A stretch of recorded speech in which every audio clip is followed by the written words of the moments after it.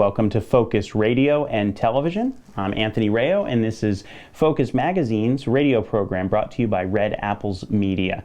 Of course, you're listening to us here on the first and third Thursday of each month on My 790 AM WLBE here in Leesburg, Florida at 1:30 in the afternoon. But you can watch us on LSTV, Lake Sumter Television, on Comcast Channel 13, Bright House 498, and Florida Cable 4. You'll be able to see this radio program. Our current issue is now on stands, and you can pick that up throughout Lake County at more than 130 locations. Well, today's guest is actually Lori Esarey, and later we'll be talking to Karen Stange at Total Nutrition and Therapeutics in Lady Lake. And we're going to be talking, the topics of this interview are going to be the new year, resolutions, that kind of thing. That's something that comes up, but what we're going to be talking about is maybe a solution rather than a resolution. We were talking about that before the show. So welcome, Lori. Thank you. Nice Thank you to for have having you. us. Yeah. So you're very busy this time of year, I'm sure. Very. And people are starting, the new year, and they're thinking about, well, what am I going to do to get on a healthier track with my lifestyle? But you mentioned an action plan. What do you mean by that? Well, too many times people actually set these resolutions for themselves, and basically they're not truly solutions. And we want them to be thinking about how to make change. If they're really seeking a healthier lifestyle, they need to be taking action and action steps versus just making a goal. Yes, I want to lose weight, or, yes, I want to sleep better, or, whatever it is. How are you going to do that? So really taking action steps to do that rather than just setting that goal. Right, that's understandable. So really the question would be, how do you define what a healthy lifestyle is? Yeah, everyone has to start first by understanding the true definition of a healthy lifestyle. And, for me, my definition is living a vibrant, excited, joy-filled life. That's healthy. Getting up every day and having energy to do the things that I want to do and having clarity of thought. That's healthy. How that plays out in my lifestyle, I need to be doing things to promote that and to achieve that. So whether that be drinking plenty of water, taking my supplements, and eating a healthful diet. Right. So keeping it super simple. Oh, very. The yeah. KISS method. Absolutely. I think we complicate it way too much. Not only do we set these extravagant goals for ourselves, I think we oftentimes we set some goals for ourselves every day. When we decide that we want to lose weight, we have to get up and exercise, and we have to have all of these meals planned out, and we have to do all of these things. And sometimes it's about taking a step back and creating one goal for the week and one thing that you're doing. It's maybe it's focusing on water that particular week. I need to get a gallon of water in. Well, how am I going to do that? I'm going to separate it out throughout the day. Or, I need to get moving, and that means I need to get up 15 minutes earlier. So setting that one goal, that one thing per week, rather than complicating it with 50 or 60 things that that's not going to lead to success at all. So what might be a good first step, just in general, for a person if they're looking to get on that track? Yeah, so if their goal truly is to feel better and to have that vibrant life, the first place you have to start with food. You have to. Our philosophy at Total Nutrition and Therapeutics is truly taking a food-first approach. Sometimes people they want to do supplements first, and I'm not opposed to supplements. I'm actually I feel that people need to supplement their diet when necessary, strategically. But we need to start with food, and sometimes it's just as simple of eliminating one thing out of your diet, whether that be sodas. I would say, from a food perspective, the one thing you need to remove is sugar. Sugar is an absolute no-no. It contributes to inflammation, it contributes to fatigue, insulin levels that surge, low endurance, and honestly, it feels like, you're this balloon that's been popped. You have no energy. Yeah, you're dragging. I know that, unfortunately. So if we go through step by step, like a day by day, one thing that you would eliminate, you mentioned, is soda from your diet, and you kind of said, obviously, sugar in general, so candies, extra snacks. Sure. What's a supplement you could add? So if I had one choice, and one recommendation for supplementation, if a person was only willing to do one supplement, fish oil is above all for me. Oftentimes when I was in school for my master's in nutritional medicine, one of the complications for many of us were, we're all on a fixed budget, and when you are changing your lifestyle, oftentimes it's, foods are a little bit more expensive. And so as a class, we would often have to make decisions as to, if we had to choose one supplement, what would it be? And the 90% of the physicians that were teaching our classes were fish oils. 10% of them were turmeric. So I would say fish oils, number one, and turmeric, curcumin, being number two, for sure. So there's a good few suggestions and you can go into Total Nutrition and find some of those products. Absolutely. Again, supplements are, you get what you pay for. So again, looking for products that are clean, that are good manufacturing practices, that are certified, that are sustainable. Those things are very important. There are some health food stores that have those as well. But you got to ask those questions, and you got to be looking, and you got to be knowledgeable of that. Right. And you're all located right on 466 now in Lady Lake, next to the Villages. Where could we go on the web if we want to find out more information about Total Nutrition and Therapeutics? So you would go to www.totalnutritionandtherapeutics.com. Yes, and everything's on there. We have video content, we have instructional sheets, we have some questionnaires that you can take to get some instruction as to what's ailing you, some thyroid questionnaires and some cortisol questionnaires, and we have all kinds of information there. A lot of good information that can help you start on that path, these steps that we're kind of going through. Now back to the steps. What's an exercise, maybe just one exercise you could do that's going to benefit you probably more than you would think? So I like to tackle the word exercise first. Remember, when you change your lifestyle, sometimes you have to redefine certain words. Exercise is a curse word to some people. So the first thing I tell them is, listen, get that out of your vocabulary. If it's a curse word, just move. Move. If that's walking because you can walk, go walk. If that's you love dancing, dance. If that's, going out with friends and going dancing and learning a new dance, country style dancing, go. So, our philosophy is do something daily. It doesn't matter what you do what you love, but move. Right. So that seems, now what are the benefits of simple changes like, cutting out sugars and taking a supplement or exercising, walking a little bit, moving? What are some of those benefits that you would maybe feel right away? So typically when a person eliminates sugar or puts things in their diet like proteins and sustainable energy foods like healthy fats, the first thing they typically feel is an immediate energy improvement. Immediately. So that's really, that's important first. What were some other things that you had said? Well, this change of exercising. Okay, so exercise, we all know, just moving increases circulation, increases clarity of thought. Research actually says that from the standpoint of maintaining your cognitive function and abilities, which we all need to work on, right? Walking is the number one way to do that. So just moving. Yeah, so it's simple. It's not anything complicated. You don't have to go out and get a big textbook about how to do all this. You just have to start moving, stop eating things and drinking things that are going to cause, problems, and maybe take a supplement. Vitamins always help, the right kinds of vitamins, as you mentioned, choosing those right kinds, but they can talk to someone like you and get that information. Absolutely, and I think that's really the most important thing is you've got to surround yourself with good information and experts. It's not that you can't do it alone, it's better when you do it together. And that togetherness, that group feeling, that community, even tying close to your resources, people that love you the most, is getting that support. And then getting that information from experts, because there's a lot of bad nutritional advice out there. A lot. I know from just reading it myself that it can sometimes confuse me. You read one article, yes, take fish oils, and the next day there's this huge article why you shouldn't take fish oils, and why one type of exercise is better for you than another. So really having someone that you trust, that has that education and can give you that individualized, customized nutritional plan for you. It's not that you can't do it alone, but you're going to do it better, and you're going to have better results when you team up with someone like that. Yeah, and as you mentioned, not complicating it by setting these lofty goals and making it maybe about weight loss, but making it about being healthy, maybe not, like you said, a New Year's resolution, but a solution, an action plan. And one person's view of healthier might not be another person's view of what's healthy. Not at all. And in fact, that's important for people to realize in their own selves is what is their definition? Why are they seeking this? What's the value to them? The value for me is I want to wake up every day and feel really good.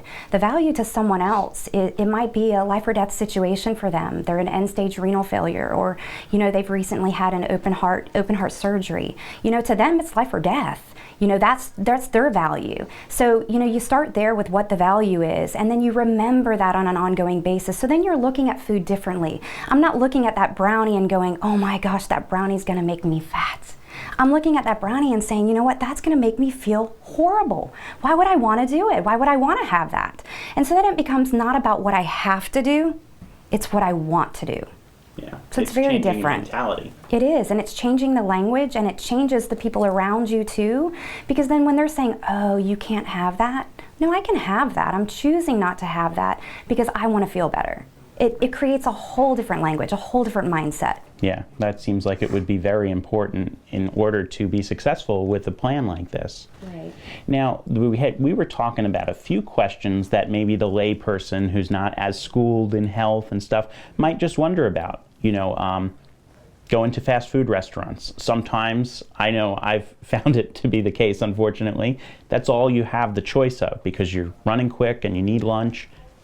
If I could go to one fast food restaurant, which one should I choose? I would probably choose Chick-fil-A. The only day that you have, not that you don't have that option is on Sundays, but Monday through Saturday I would choose Chick-fil-A, primarily because they offer the grilled chicken, and it's a great option, and they have salads there that that you can place that chicken on. I know some other restaurants that are moving more in that direction, which, hallelujah, finally. But I think Chick-fil-A offers the most options, and it's pretty fast, and it's pretty reasonable. Yeah, that's not bad. And if you have to go to any of the other ones, Burger King, McDonald's, Wendy, I would say grilled chicken. Absolutely, absolutely grilled chicken. Okay, so there are choices. Don't get the fries, don't load up on the soda. So stay away from those things and maybe not use half the dressing. Absolutely. And here's another thing too. I think oftentimes people substitute fruit sometimes in place of the fries. And although that's a good substitution for the fries, we have to be very mindful that fruit is fructose and fructose is sugar. And so that's not always a great option either. So yeah. So what about socially? Do you have to change everything you do socially? Because maybe some of your friends aren't really on the same path to health as you. That's a hard one because there's a lot of social pressure, societally speaking. Unfortunately, most people, although they state they may be wanting a healthier lifestyle, they're not taking action to a healthier lifestyle. So sometimes there's a lot of pressure in social situations. So some of the things I advise my clients to do is eat before they go to a party, and don't assume that there are going to be things there that they can have to eat. Bring something to the party they can eat so that there's less pressure that they're not eating. And then create a language that's different, and that language is what we just talked about before, is basically speaking in terms of it's not that I can't, it's I don't want to, and drink water instead of alcohol, or limit that half and half. But yeah, there's social pressures, but there are things that you can certainly do, and you get more comfortable with this over the time. I would say to everyone that in the beginning when you change, it's not easy. But it becomes easier over time if you just do it, you practice it, you speak it, and you learn what works and what doesn't work. You try it 1 or 2 times. If it doesn't work, you try a different language. And what's a myth maybe about healthy foods that everybody, it just kind of passes on from person to person and everybody just assumes is accurate? I think the biggest myth that I contend with is that fruit is good for you. And I say that it's not that it's not good for you, it's just that we eat it in overabundance, and everything in moderation. Everything. Number 2, because I have to give you 2, is there's a lot of movement towards higher protein in our diet. And I'm not opposed to that. In fact, I do, teach that. I think that we need more protein in our diets. We, as our standard American diet, SAD, if you will, is consumed with 50% carbs and a lot less or more of that. So one of the things that that I would say number 2 is that you need to know the source of your food. More protein's not always better if it's not clean. So grass-fed, clean and lean, cut the fat. Be aware of where your food's coming from. So I had to give you 2. No, I appreciate that. And the last question I had that a layperson is probably going to wonder, is there a pill I can just take that will make this all go away? I wish. I would be a millionaire if that were the case. But there's not a pill. Obviously. There's not. It's right food in the right amount at the right time. Yeah, perfect. Well, thank you so much, Lori, for joining us today. We really appreciate your viewpoint on this and your expertise. And we're going to be back in a few moments with Karen Stange, who works at Livestream also. and is also with you there on Wednesday afternoons, I understand. Wednesday afternoons. So you can find her at that location on 466. And what's the number we can call if we have any questions? 352-259-5190. Perfect. So thank you again, Lori, for joining us. Thanks for having me. And yeah, we appreciate the information, and hopefully everybody can start the new year off right, get that action plan in motion, and rather than doing a resolution, resolve, have a solution, and that plan step by step, like you said. Yep. So we appreciate it a lot. Thank you so much, and we'll be back here on Focus Radio in just a moment.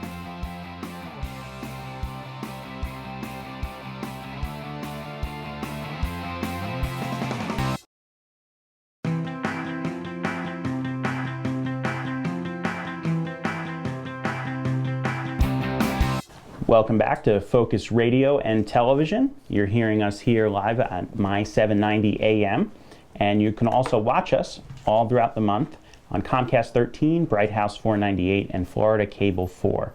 And of course, be sure to like Focus Lake County Magazine on Facebook and subscribe to us on YouTube, where you can watch videos like this, Focus TV, and many other things that we have available there.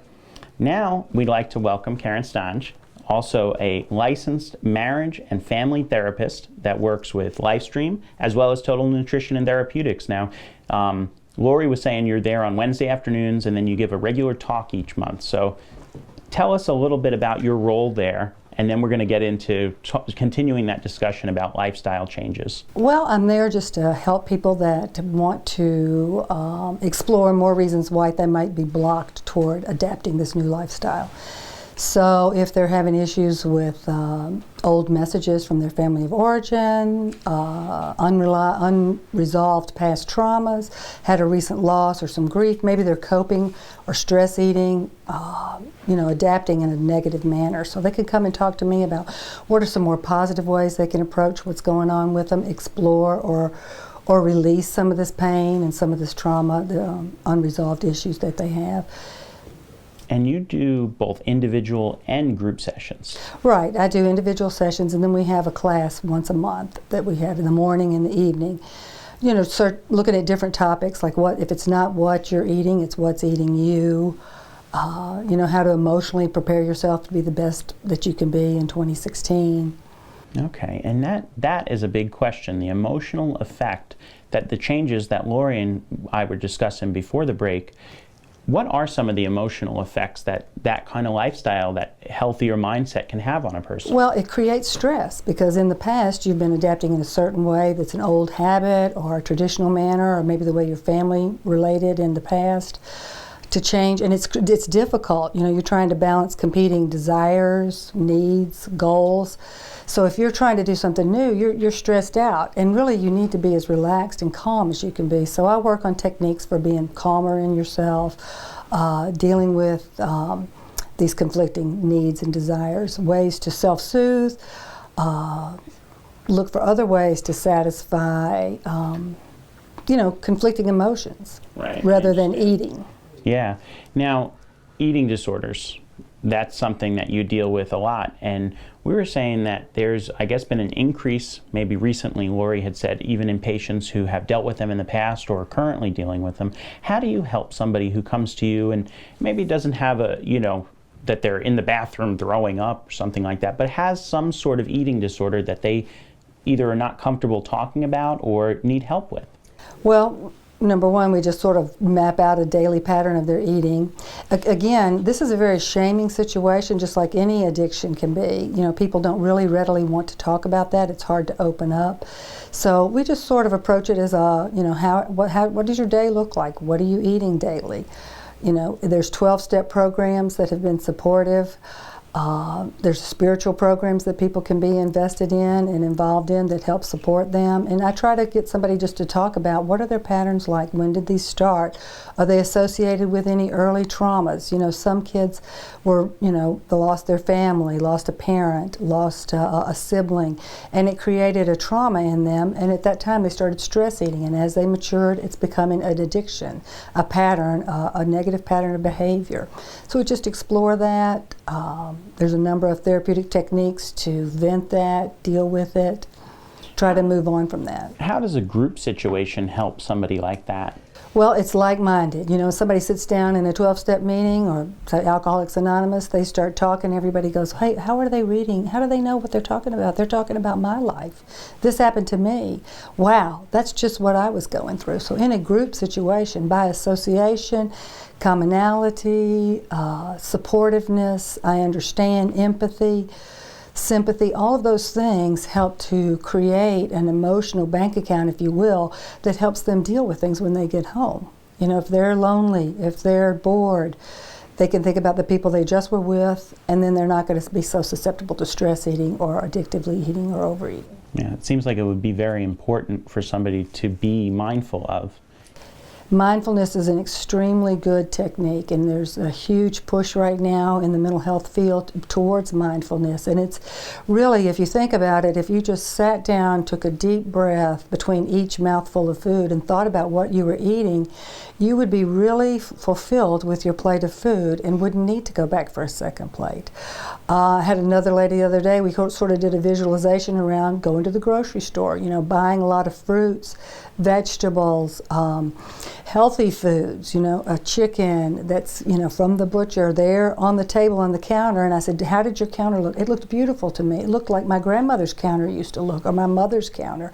It's not all the boxes, all the processed foods. I said, well, think of that. Take that in. You went to the store, you put the effort into picking it out. So to be mindful of every step of your day, every step, every part of your life that involves self-care, and food being the most important self-care thing that we do is feeding ourselves properly. Yeah, not taking the easy way out, the quick, you know, TV dinner kind of mentality. Exactly, and you know, to go to the table. So many people still don't eat at their dining tables anymore. Is to take all the clutter off, put a placemat down, really eat at the table, and talk with your family members about how was your day, what was the high spot, low spot, whatever game you play, however you communicate with your family. And it's so much more rewarding, and it has a lasting emotional impact. Again, it's filling up that emotional bank account. So people aren't walking around empty, angry, upset, wanting to eat. Well, and emotionally, we were talking a little bit about that. The challenge at the new year, of course, is, hey, it brings on new stress. Mm-hmm. And you feel like, oh, I have to have a resolution, or I have to change my life. But what would you counsel a person who is trying to be more conscious and trying to be more mindful about their lifestyle as far as their health is concerned? Well, a big part of what I would like to teach people is to set an intention for the day. In the morning, get up, read some type of spiritual or motivational information to you. It can be a daily meditation book. There's so many available. And then set an intention. I want to live well today, kind today, good today, and I'm going to take care of myself first. Today I'll be number one. I'm going to eat well, exercise well, be kind to myself. I'm going to slow down. I'm going to be in my day. I'm not going to be doing my day. I'm going to be in my day. And then in the next morning is to write down 3 things you were grateful for about the day before and set that intention again. Now, I say do that every day. Most people don't have time for that. But if you did that 3 out of 7 days, and then on the 7th day reflected back how that week went, and then can I add a 4th day the next week, it has a compounding effect, and you start to kind of want that. You sort of want to commit to yourself. And it starts to create an energy and a synergy for you to start seeking that out more and more every day. Yeah, and what do people mostly deal with when it comes to constraints or obstacles as they try to do something like that, implement that? It's people are very isolated in our world today. You know, we're all on the ideal. You know, we're all on our screens, tablets, pads. We're not connected to each other anymore. And so we're lonely, we're disconnected. And it's to get that emotional support, engage with other people. Let people know what you're trying to do. Let people know what's not working. Share your morning meditation with your partner or your children. While you're eating breakfast, you could all read something. Oh, Mom's a kook, she's doing this. No, we're trying something new. How do you feel? Did you learn anything from what I shared? It can be such an inclusive type of thing, and has other benefits rather than just benefiting you. But most people are fearful of it. It makes you uncomfortable to share on an emotional level. It's a vulnerable time, and it's difficult. Yeah, and I would imagine time constraints on a lot of people, the pressures of work or school for even children who deal with, these kind of issues as well. Do you find starting early with a healthy lifestyle might help too, as far as children go? Oh yeah, yeah, I definitely do. I mean, on the way to school, the parent and them, how do you intend to be today at school? You could play in the intention game in the car. You could make it up. You could make it very entertaining. Yeah, the earlier you start, the better. Mindfulness, counting your steps as you walk, 1, 2, 1, 2. Anything that slows you down and helps your brain waves just kind of gently slow down. Yeah. Take a breath, be in your day. And you mentioned it, that you can make it a family exercise. It doesn't just need to be you who's doing this alone. Right. A lot of people don't have time to sit down and write 3 intentions for the day. So you could do it in the car. Or if you've dropped your kids off and you're on your way to work, turn the radio off. Not that I would want you not to do the radio, but that's true. Since I'm on a radio show. But, have that time to set an intention. Just have a quiet moment. If you're on your way to pick your kids up at the end of the day or on your way home from work, it's just to calm down in the car, take a few breaths. I'm going to go in tonight, I'm going to put healthy meals on the table, we're all going to connect, and I'm going to help myself. Right. Now, the January talk that we're talking about, it's called What's Eating You. So what's a preview of what you can hear if you go to Total Nutrition and hear that? A lot of things, like I said, it's difficult to make changes. And so a lot of people, have issues in their lives, where they're not connecting with their spouse. Maybe they're not communicating well with each other. They feel lonely. It's difficult to communicate. So we talk about communication skills, how to improve a connection to others, how to deal with past unresolved traumas. There's techniques for that, but a lot of people carry around a lot of trauma that they've never talked about, never processed. And just sharing something like that a few times with someone else, when you share a pain, it cuts it in half. You share it again, it cuts it in half again. You share it again, and it disappears from your emotional stressors. Yeah, I can imagine those would be a lot of obstacles to being successful with an approach and action plan like this. Now, for more information, we can find about the newsletter that's there for Total Nutrition and Therapeutics. Go to totalnutritionandtherapeutics.com or call 259-5190, or you could just stop in. Right. On 466 and on Wednesday afternoons, see you, Karen, or talk with Lori as we were speaking before. And when is the talk? January 13th, 8:30 in the morning or 5:30 in the evening. No, so twice. So you have a chance to come either time. However your day's structured. Okay, and that's a monthly thing. So if they miss January's, in February. Look forward to it. Check out the website and the newsletter. Perfect. Well, thank you so much for joining us, Karen. We really appreciate a lot of the information that both you and Lori gave us about resolving to have a solution, to have an action plan for the new year, and to implement it not just for yourself, but like you mentioned, for your family. Yeah, that seems to be a big thing. What do you find in the group sessions that makes them successful if they're in that environment with other people? There's an energy and a connection just happens between people. And everyone in our world experiences that. So that just connects. They feel heard. They feel understood. They feel there's other people in the world. I can do this. It's just encouraging. Yeah, it would be a lot easier in that group setting to get that support from people too, because then they don't feel alone, like you said, because we tend to isolate ourselves, whether it's on our phone or on our TV or computer or what have you. And has a lasting compounding effect too. I mean, you're riding home in your car and you're thinking about what this lady said, and the next day you're telling somebody else, I heard this great thing. And it has a compounding effect as it ripples out. The ripple effect, that's true. You just drop that pebble in the water and it keeps going. But you can have that same effect, I would imagine, on the positive aspect too. Exactly, definitely. I think the positive ripples are, human nature is to seek health. Our brains, our bodies, we're seeking health all the time. So it's human nature really to go towards the positive things. Our brain creates that negative pattern. Perfect. Well, thanks again for joining us, Karen, and thank you for listening to us or watching us here on Focus Radio and Television. I'm Anthony Rayo, and don't forget to keep us in your focus. Thanks for listening.